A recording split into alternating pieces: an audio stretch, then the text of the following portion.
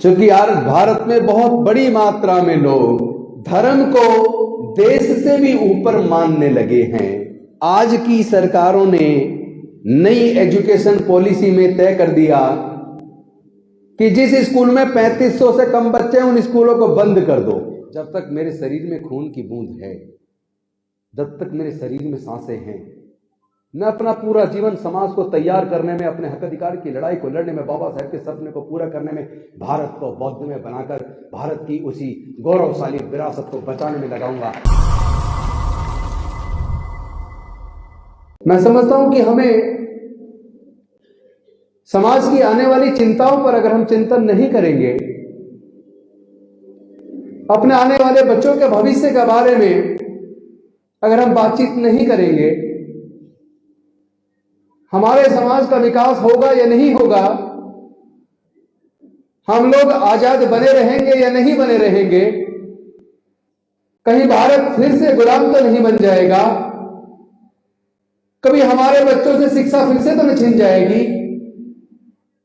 अगर इन सारे मुद्दों पर हम चर्चा नहीं करेंगे, इन पर हम चिंतन नहीं करेंगे, तो मैं समझता हूं हमारे आने वाले बच्चों का भविष्य सुरक्षित नहीं रहेगा।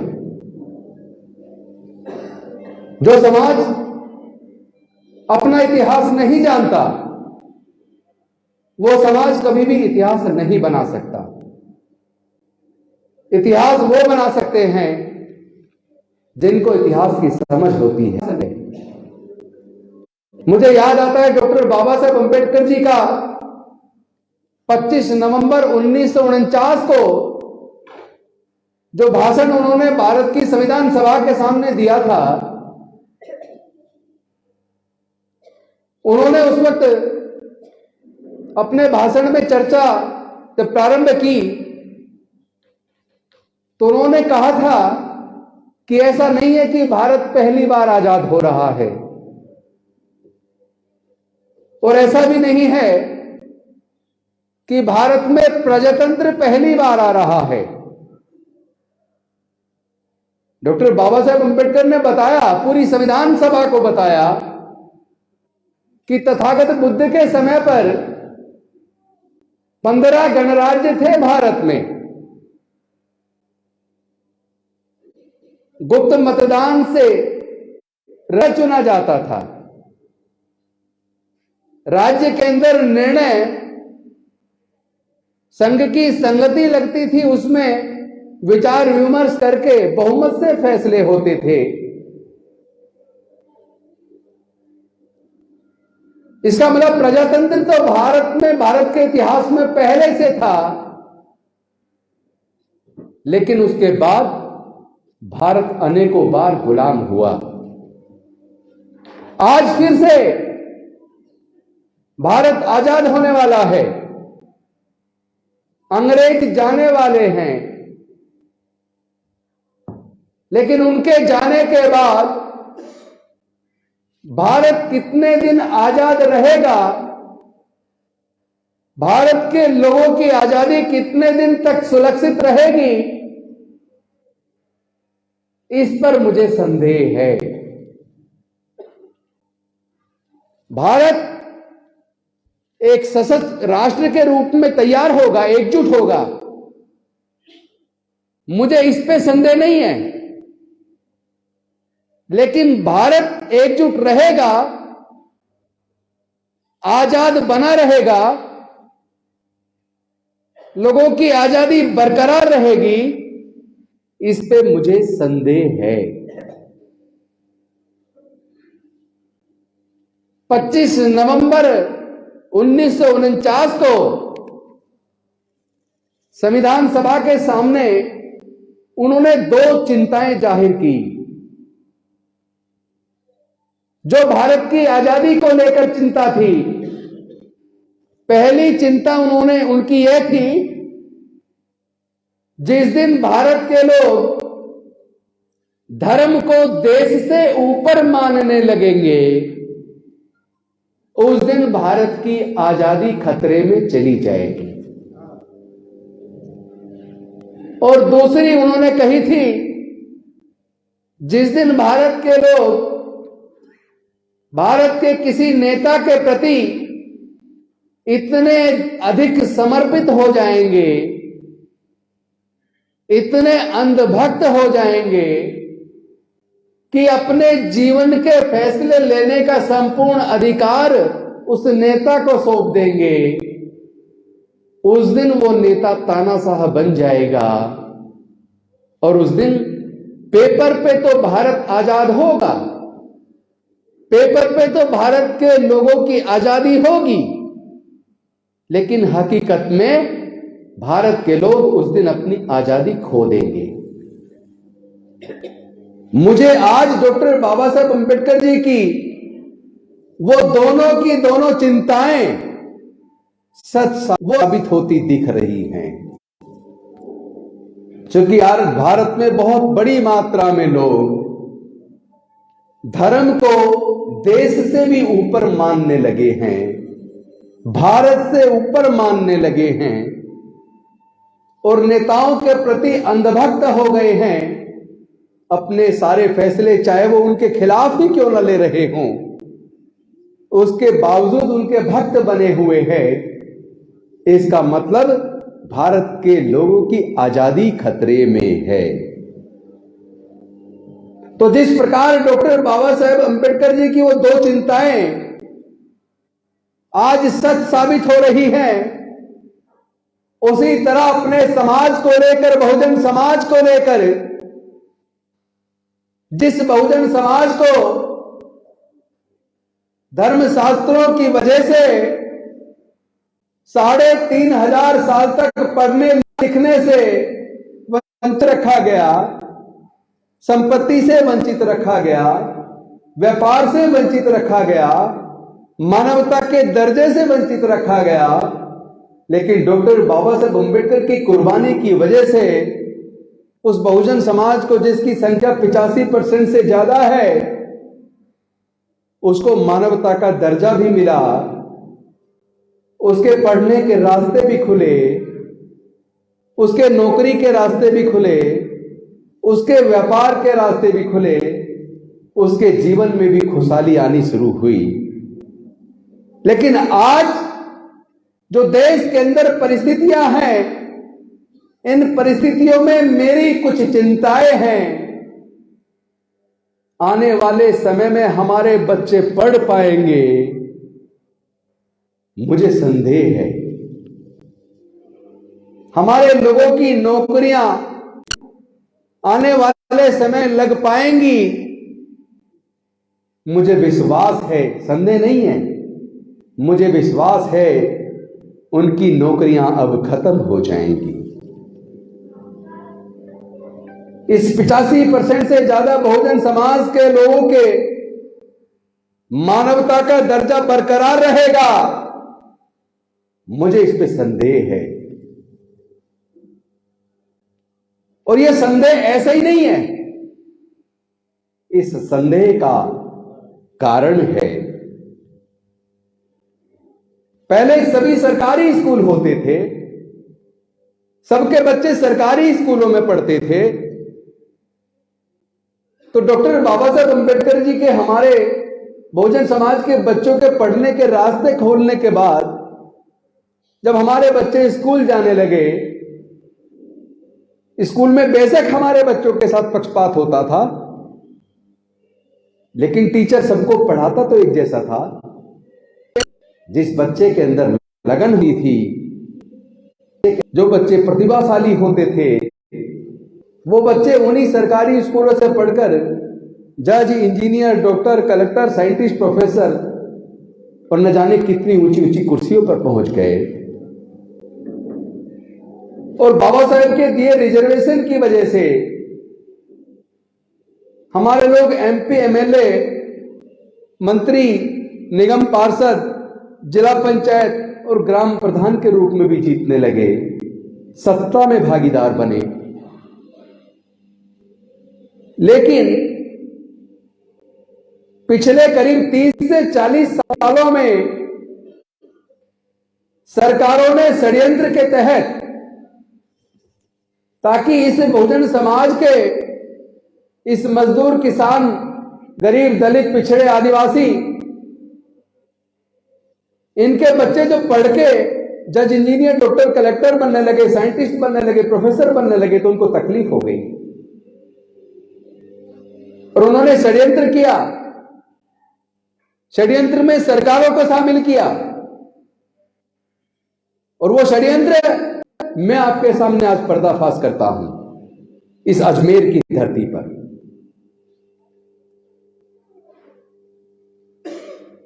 वो सच्चाई ये है कि जो बाबा साहब ने जब रास्ता खोला और हमारे बच्चे पढ़ लिख कर आगे आने लगे तो उन्हें तकलीफ होने लगी कि आज दलितों के बच्चे, आदिवासियों के बच्चे, गरीबों के बच्चे, पिछड़ों के बच्चे, मजदूरों के बच्चे, किसानों के बच्चे हमारे बगल में बैठने लगे हैं, हमारे ऊपर अफसर बन के आने लगे हैं। अगर इसी तरह गरीबों के बच्चे पढ़ेंगे तो एक तरफ तो हमारे बच्चों के सामने कंपटीशन खड़ा हो जाएगा और दूसरी तरफ हमारी फैक्ट्रियों में सस्ते मजदूर कहां से आएंगे। यहीं से उन्होंने सरकारों को इसमें शामिल करके, षड्यंत्र करके धीरे धीरे सरकारी स्कूलों को कमजोर करना शुरू किया और प्राइवेट स्कूल खोलने शुरू कर दिए, प्राइवेट कॉलेज खोलने शुरू कर दिए। जबकि सच्चाई यह है, हमने तो सर्वे करवाया कि देश के सर्वोच्च न्यायालयों में, उच्च न्यायालयों में या जिला न्यायालयों में जो जज बने हैं या जो हमारे senior doctor, senior engineer, senior scientist, senior professor बने हैं, वो सरकारी स्कूलों से पढ़े हैं या प्राइवेट से पढ़े हैं। तो सर्वे में निकल कर आया 98% सर्वोच्च न्यायालय, उच्च न्यायालय, जिला न्यायालय के जजेस, senior scientist, senior professor, senior doctor, senior engineer 98% सरकारी स्कूलों से पढ़े हैं। इसका मतलब सरकारी स्कूलों में पढ़ाई का स्तर बहुत अच्छा था। गरीबों के बच्चे भी सरकारी स्कूलों से पढ़ के तरक्की करने लगे थे। लेकिन उन्होंने षड्यंत्र करके अब से 30-40 साल पहले षड्यंत्र रचा और धीरे धीरे प्राइवेट स्कूल खुलने शुरू हो गए और सरकारी स्कूलों को कमजोर करना शुरू कर दिया। बाद में मिड डे मील ले आए ताकि बच्चे पढ़ने की बजाय बैग में थाली लेकर आए, 2 घंटे टीचर खाना खिलाने में गंवा दे। तो सरकारी स्कूलों के पढ़ाई के स्तर को जानबूझ के गिरा दिया। और वो यहां तक ही नहीं रुकी सरकारें, फिर भी उनका पेट नहीं भरा। फिर एक और पॉलिसी ले आए, नो डिटेंशन पॉलिसी, यानी किसी भी बच्चे को फेल मत करो, 1ली से 8वीं तक ऐसे ही पास कर दो। अब बच्चा 1ली से 8वीं तक बिना पढ़े पास होने लगा, उसने कुछ सीखा ही नहीं, वो ना लिखना सीखा ना पढ़ना सीखना, और 8वीं तक लगातार पास होकर 9वीं में चला गया।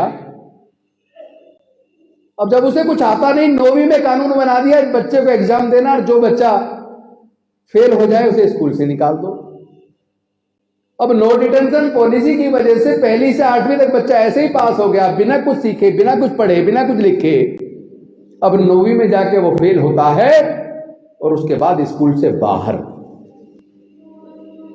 तो इससे एक समस्या और पैदा हो गई, जो बच्चा 9वीं में फेल हो के स्कूल से बाहर चला गया, एक तरफ उसकी उम्र बढ़ रही है, उसकी जरूरतें बढ़ रही हैं, इस लायक हो नहीं पाया पढ़ के कि रोजगार मिल सके, वो डिप्रेशन में जाता है, डिप्रेशन की वजह से फिर नशे का शिकार हो जाता है, और फिर नशे की पूर्ति के लिए पहले अपने घर में चोरी करता है, फिर पास पड़ोस में करता है।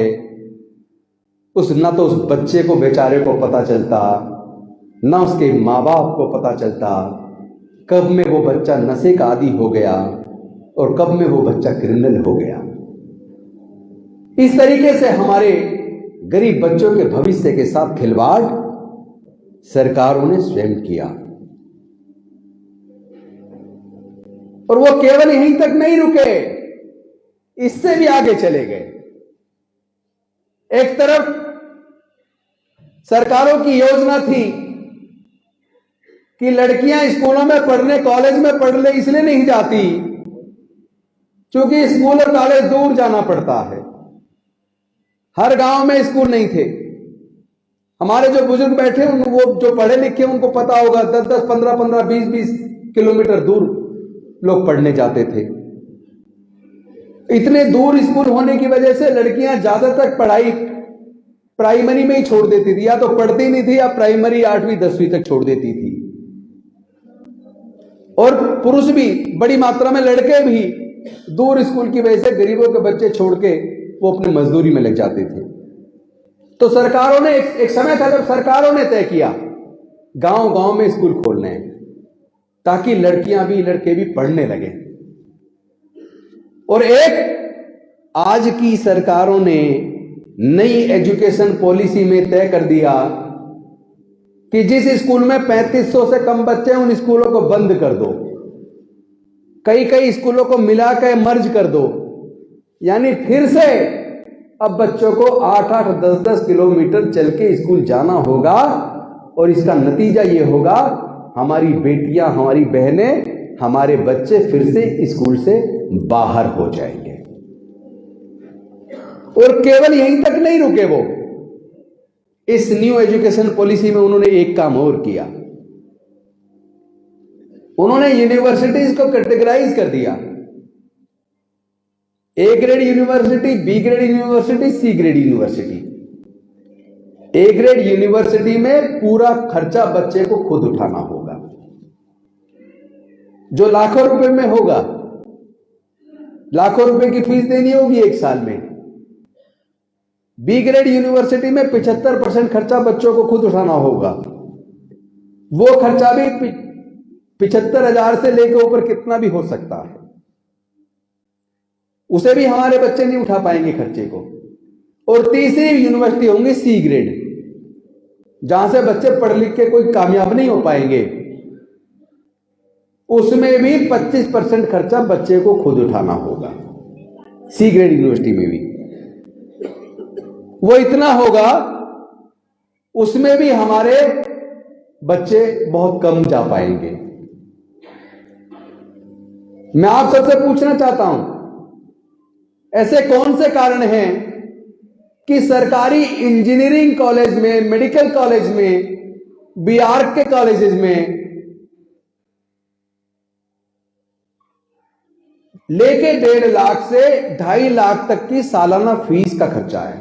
सरकारी इंजीनियरिंग कॉलेज की बात कर रहा हूं, प्राइवेट की नहीं। केवल फीस का खर्चा बता रहा हूं, उसके बाद हॉस्टल का खर्चा, खाने का खर्चा अलग।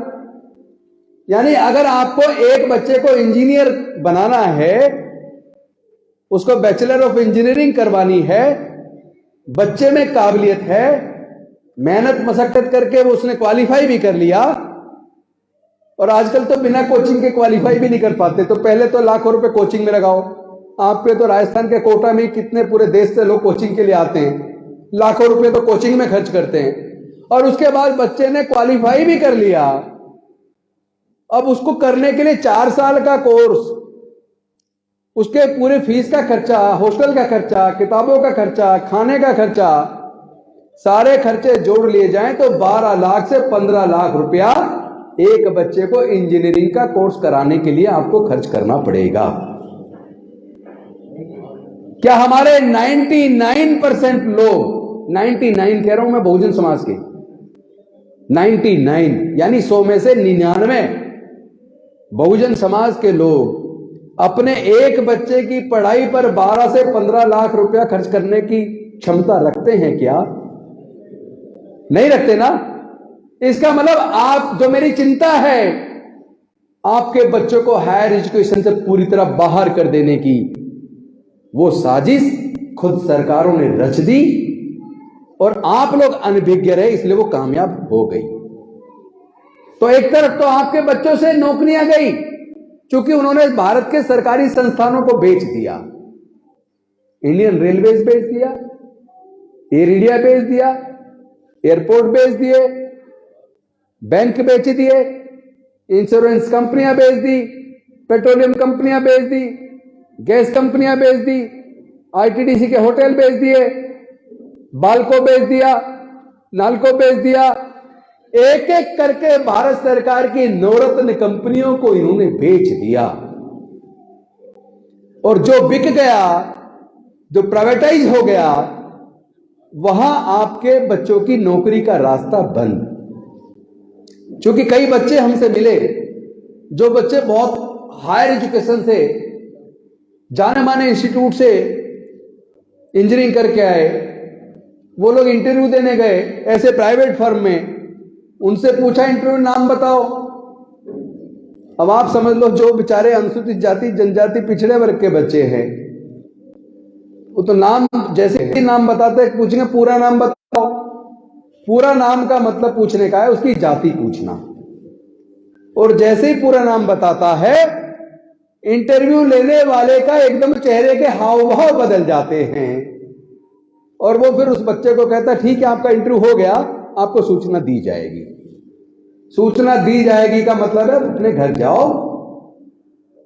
तो आपके बच्चों की नौकरियां भी गई, आपके बच्चों की पढ़ाई भी गई। तो जो चिंताएं डॉक्टर बाबा साहब अम्बेडकर जी ने 25 नवंबर 1949 को जाहिर की थी, एक तरफ वो चिंताएं सच साबित हो रही हैं।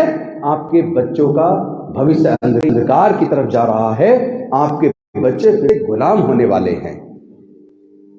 जैसे आपको पता होगा, ज्योतिबा फूले जी ने कहा था,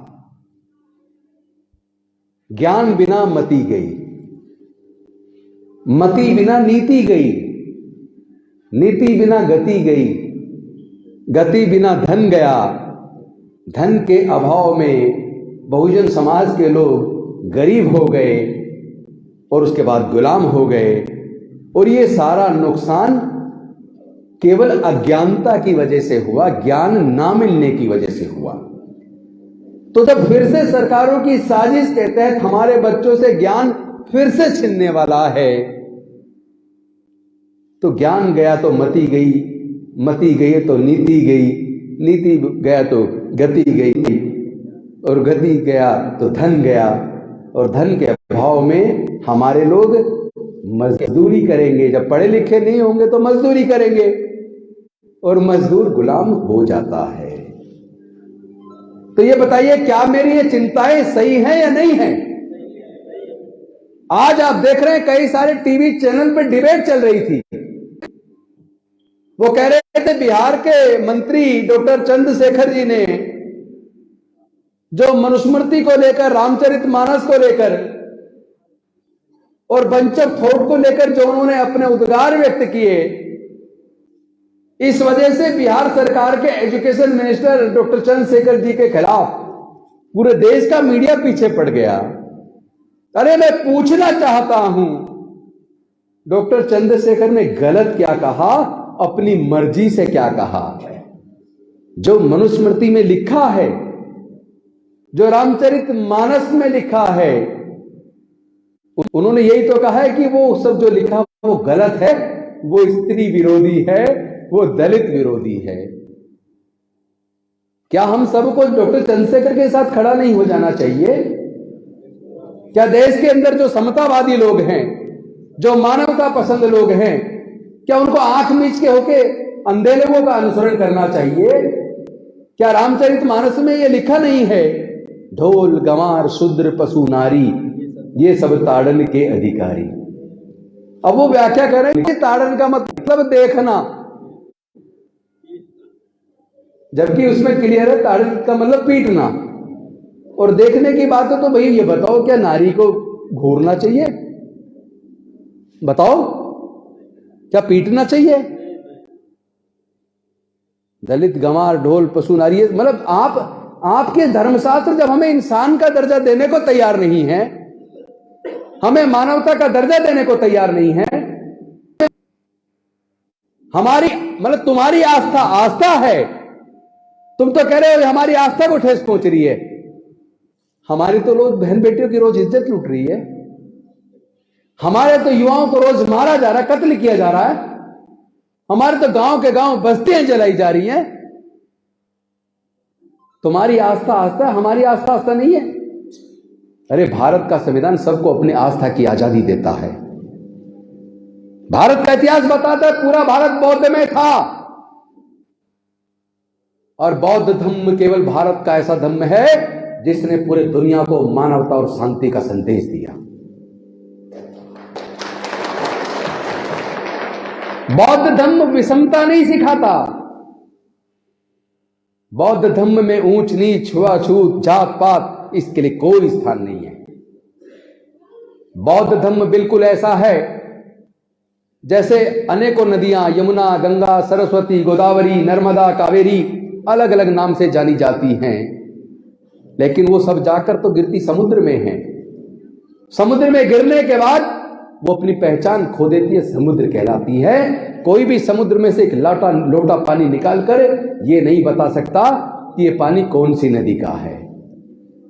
उसी प्रकार अनेकों जातियों में बिखरे बटे हुए लोग, जाति की वजह से अपमानित और प्रताड़ित लोग, जब अपने बुजुर्गों की सांस्कृतिक विरासत में बुद्ध के धम्म में घर वापसी करेंगे तो अपनी जाति की पहचान को खो देंगे और वो सब बौद्ध कहलाएंगे।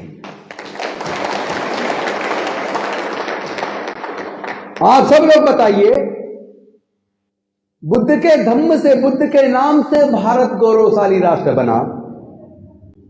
भारत का गौरव बुद्ध से है,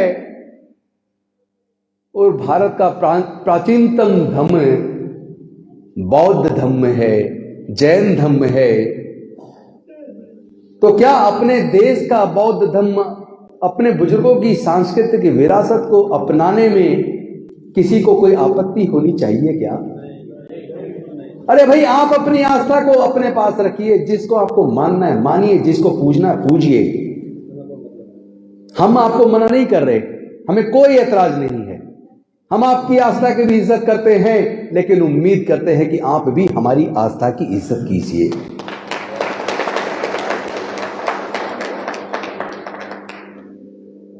आज मेरा यहां आने का कारण एक ही है। मैं तमिलनाडु गया, आंध्र प्रदेश गया, तेलंगाना गया, कर्नाटका गया, बिहार गया, उत्तर प्रदेश गया, मध्य प्रदेश गया, महाराष्ट्र गया, गुजरात गया, सब जगह जा रहा हूं। एक ही वजह से जा रहा हूं, दूसरा कोई कारण नहीं है। और वो कारण यह है कि मैं ये बात सोच सोचकर अक्सर परेशान होता हूं, दुखी होता हूं, और मुझे वो चिंता सताती रहती है कि हमारे आने वाले बच्चों का भविष्य क्या होगा। मैं ये बात सोचकर चिंतित रहता हूं कि डॉक्टर बाबा साहब अंबेडकर जी ने अपने 4-4 बच्चों की कुर्बानी हमारे लिए क्यों दी। अपनी जवान पत्नी माता रमाबाई को हमारे लिए गंवा दिया। मैं आप सबसे पूछना चाहता हूं, क्या डॉक्टर बाबा साहब अंबेडकर जी की माता रमाबाई जी की, उनकी 4 बच्चों की कुर्बानी बेकार जानी चाहिए? क्या समाज के प्रति हमारा कोई जिम्मेदारी नहीं है? क्या समाज की आने वाली समस्याओं के प्रति हमें चिंतित नहीं होना चाहिए? क्या मेरी चिंता गलत है? आप लोग बताइए, वो मंत्री का कुर्सी ज्यादा महत्वपूर्ण थी या मेरे समाज के दुख दर्द से कैसे बचे समाज, यह ज्यादा महत्वपूर्ण है? मेरे समाज के बच्चों का भविष्य सुरक्षित होगा या नहीं होगा? डॉक्टर बाबा साहब अंबेडकर का मूवमेंट चलेगा या नहीं चलेगा? भारत में समता, स्वतंत्रता, बंधुता, न्याय, प्रज्ञाशील, करुणा, मैत्री जो डॉक्टर बाबा साहब अंबेडकर चाहते थे, क्या वो बाबा साहब का सपना पूरा होगा या नहीं होगा? अगर मैं इस बात को लेकर चिंतित होकर उस मार्ग पे चलने का प्रयास कर रहा हूं, जिस मार्ग को आगे बढ़ाने के लिए मानवर कांसीराम साहब ने अपनी नौकरी छोड़ी, परिवार छोड़ा, शादी नहीं की, अपना पूरा जीवन दिया, अगर मैं उस मार्ग पे चलने का प्रयास कर रहा हूं तो क्या कोई गलती कर रहा हूं? आप बताइए, मुझे चलना चाहिए या नहीं चलना चाहिए? तो मैंने संकल्प किया है, ऐ डॉक्टर बाबा साहब अंबेडकर, हम तुम्हारी निकम्मी और नाकारा औलाद नहीं हैं, हम आपके सपने को पूरा करेंगे। हम देश के कोने कोने में जाएंगे, अपने लोगों के हक अधिकार की लड़ाई को लड़ेंगे, अपनी बहन बेटियों की इज्जत की लड़ाई को हम लड़ेंगे।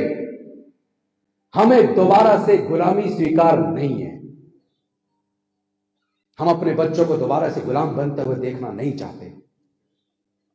इसीलिए पूरे देश में जाकर पूरे समाज को जोड़ने का काम मैं कर रहा हूं। मुझे किसी राजनीति की कोई इच्छा नहीं है, क्योंकि अगर डॉक्टर बाबा साहब अम्बेडकर कुर्बानी ना देते, हमारे पढ़ाई के रास्ते ना खोलते, तो मैं वकील ना बन पाता। राजनीति में रिजर्वेशन की व्यवस्था ना करते तो मैं एमएलए और मंत्री भी नहीं बन पाता। हमारे जितने लोग डॉक्टर, इंजीनियर, जज, कलेक्टर, साइंटिस्ट, प्रोफेसर बने हैं, अच्छी अच्छी कुर्सियों पर पहुंचे हैं, झुग्गियों की जगह पर हमारे पक्के मकान बने हैं, मान सम्मान का जीवन हमें मिला है, तो ये केवल हमारी मेहनत से नहीं, डॉक्टर बाबा साहब अम्बेडकर की कुर्बानी से मिला है। मेरी सिर्फ इतनी इच्छा है कि डॉक्टर बाबा साहब अम्बेडकर की कुर्बानी बेकार नहीं जानी चाहिए। अगर उनकी कुर्बानी की वजह से हम यहां तक पहुंचे हैं, तो यह सोचकर मेरा दिल दुखता है, कई बार आंखों में आंसू आ जाते हैं। क्यों? डॉक्टर बाबा साहब अम्बेडकर जी ने 18 मार्च 1956 को आगरा की भूमि में कहा था, मुझे मेरे पढ़े लिखे लोगों ने धोखा दिया। क्यों कहा था उन्होंने कि मुझे मेरे पढ़े लिखे लोगों ने धोखा दिया? इसलिए उन्होंने कहा था क्योंकि वो ये सोचते थे कि मैंने अपने लोगों का पढ़ाई का रास्ता खोला है, उनको वोट का अधिकार दिलवाया है, उनकी राजनीति में जाने के अवसर बनाए हैं, उनके नौकरी में जाने के अवसर बनाए हैं। अगर मैं अकेला ये सब कर पाया, तो जिस दिन मेरे समाज के पढ़े लिखे लोग इस मूवमेंट को लेकर आगे चलेंगे, तो मेरा समाज पूरा तरक्की करके आगे निकल जाएगा। लेकिन ये हो ना पाया। उन्होंने देखा कि जिनको पढ़ने मैंने विदेश भेजा था, वो सारे अपने परिवार तक सीमित हो गए। जिनके लिए मैंने नौकरी के रास्ते खोले, वो अफसर बनकर अपने घर तक सीमित हो गए। इस लड़ाई को लड़ेगा कौन? उन्हें डर था कि फिर से हमारे समाज के हाथ से शिक्षा छिनेगी, फिर से हमारे बच्चे गुलाम बनेंगे। इस बात को लेकर वो चिंतित होते, तो कई बार तो रोते थे। याद करो 23 सितंबर 1917 का वो दिन, जिस दिन बड़ौदा के महाराज सियाजीराव गायकवाड़ के यहां वो जो नौकरी कर रहे थे, और जिस पारसी धर्मशाला में मैनेजर के कहने पर पारसी बन के रह रहे थे, जब उनका सामान बाहर फेंका गया और वो कमाटी बाग में आकर पेड़ के नीचे बैठकर रोने लगे, क्योंकि ट्रेन में 4-5, वो ट्रेन पहली निकल गई थी, दूसरी ट्रेन में 4-5 घंटे का समय था, तो वो रोने लगे। और फिर उन्होंने कहा कि अगर मैं विदेश से पढ़ के आया, इतनी विद्वता हासिल करने के बावजूद भी मेरा इतना अपमान, तो फिर मेरे समाज तो हजारों साल से जो झेल रहा है उसका क्या होगा। और वहां उन्होंने संकल्प लिया 23 सितंबर 1917 को। संकल्प दिवस के रूप में उस दिन को हम जानते हैं, और उस भूमि को संकल्प भूमि के रूप में जानते हैं। उन्होंने संकल्प किया, मैं अब अपना पूरा जीवन अपने समाज को हक अधिकार दिलाने में, आजादी दिलाने में लगाऊंगा।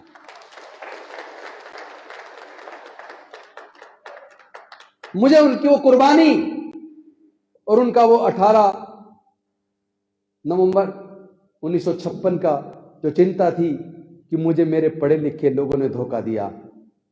मैं पढ़ लिख कर वकील बना, तो मेरे मन में सवाल था कि क्या मैं बाबा साहब की नजर में धोखेबाज बन जाऊं? मैं एमएलए भी बन गया, मंत्री भी बन गया, क्या मैं धोखेबाज बन जाऊं? क्या मैं केवल अपने परिवार तक सीमित हो जाऊं? मेरे जमीर ने मुझे कहा, कुर्सियां तो आती जाती रहेंगी, बाबा साहब की दी हुई हैं, अगर जिंदे हो तो जिंदा होने का यकीन लोगों को दिलाओ, बाबा साहब के मूवमेंट को चलाओ। उसी संकल्प के तहत मैं पूरे देश में जा रहा हूं, और मैं आपको प्रॉमिस कर रहा हूं, जब तक मेरे शरीर में खून की बूंद है, जब तक मेरे शरीर में सांसें हैं, मैं अपना पूरा जीवन समाज को तैयार करने में, अपने हक अधिकार की लड़ाई को लड़ने में, बाबा साहब के सपने को पूरा करने में, भारत को बौद्ध में बनाकर भारत की उसी गौरवशाली विरासत को बचाने में लगाऊंगा। यही मेरा संकल्प है। इन्हीं शब्दों के साथ बहुत बहुत धन्यवाद। नमो बुद्धाय। जय भीम, जय भारत। जय जय जय जय जय भीम। जय जय जय जय जय भीम। जय जय जय जय जय भीम। बौद्ध धर्म की क्या पहचान, बौद्ध धर्म की क्या पहचान।